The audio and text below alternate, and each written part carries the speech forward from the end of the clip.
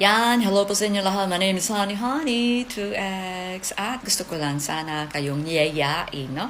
Natulungan natin ang ating mga kabatchmate, kaklase, kakilala, kapitbahay.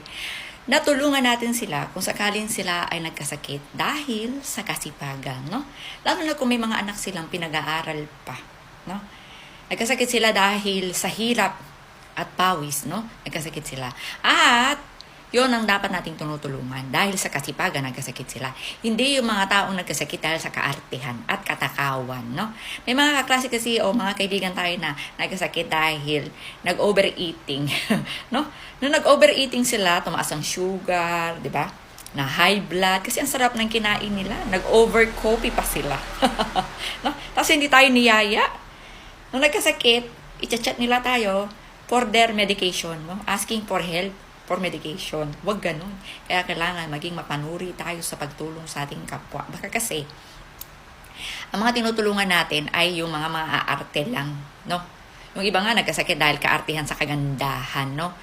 Yung tipong alam nila na ang pagpapariban ay nagkakakos ng sakit. Tapos, sasabihin nila, nagka-cancer sila kasi nga sa kaartihan nila, sa kakaganda. O, di ba? Kailangan maging mapamili tayo kung sino ang taong tutulungan natin.